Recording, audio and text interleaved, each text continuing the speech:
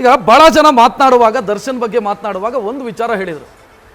ದರ್ಶನ್ ಸುತ್ತಮುತ್ತ ಇರೋರೇ ದರ್ಶನ್ನ ಈ ಪರಿಸ್ಥಿತಿಗೆ ಕಾರಣ. ಸುತ್ತಮುತ್ತ ಇರೋರಲ್ಲಿ ಕೆಲವರು ಅರೆಸ್ಟ್ ಆದರು, ಅವ್ರ ಜೊತೆಗೆ ಇನ್ನೂ ಕೆಲವರು ಅವರನ್ನು ಹಾಳು ಮಾಡಿದರು ಅಂತ. ಹೌದಾ ಅದು?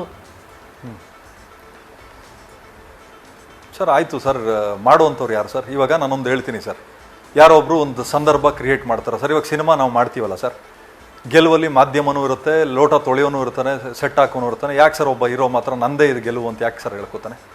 ಹಾಗೆ ಅಪರಾಧ ಮಾಡಿದಾಗಲೂ ಯಾಕೆ ಅಕ್ಕಪಕ್ಕದವ್ರ ಮೇಲೆ ಹಾಕಬೇಕು? ಇವ್ರದೇ ತಾನೇ ಸಂಪೂರ್ಣ ಜವಾಬ್ದಾರಿ. ಟೈಟ್ಲು ಇವ್ರದೇ, ಸಿನಿಮಾ ಗೆಲುವು ಇವ್ರದೇ, ದುಡ್ಡು ಇವ್ರದೇ, ಅದ್ಯಾವುದೋ 7 ಕೋಟಿ ರೂಪಾಯಿ ಕಾರು ಇವ್ರದೇ ಅಂತ ಆದಮೇಲೆ ಮಾಡಿರೋ ಪಾಪನು ಇವ್ರದೇ ಅಲ್ವ ಸರ್? ಇವ್ರಿಗೋಸ್ಕರ ತಾನೇ ಅವರೆಲ್ಲ ಸೇರಿ ಮಾಡಿರೋವಂಥದ್ದು.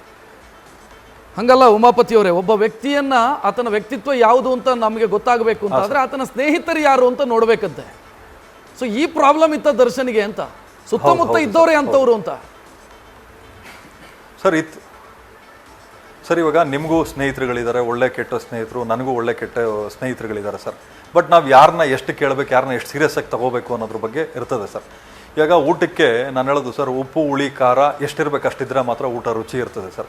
ಯಾವ್ದು ಹೆಚ್ಚಾದರೂ ಯಾವ್ದು ಕಡಿಮೆ ಆದರೂ ರುಚಿ ಇರಲ್ಲ ಸರ್. ಹಂಗೆ ನಾವು ಸ್ನೇಹಿತರುಗಳನ್ನ ಅವ್ರವ್ರ ಯೋಗ್ಯತೆ ಅನುಸಾರ ಅವ್ರನ್ನ ಹಿಡ್ಕೋಬೇಕಾಗ್ತದೆ. ಸದಾಕಾಲ ನಾನು ಹೇಳಿದ್ನಲ್ಲ ಸರ್, ಕೆಲಸ ಮಾಡುವಂಥವ್ರು ಪಾಪ ಮೈಕೈ ನೋಗಿ ಅಂತ ಕುಡಿತಾರೆ, ಕುಡಿಯೋಕೆ ಅಂತಲೇ ಬದುಕಿರೋರು ಆದ್ರಾಗ ಏನಾಗ್ತದೆ? ನ್ಯೂಸ್ ಫಸ್ಟ್ ನಿರ್ಭೀತಿಯಿಂದ ನಿಮ್ಮ ಪರವಾಗಿ.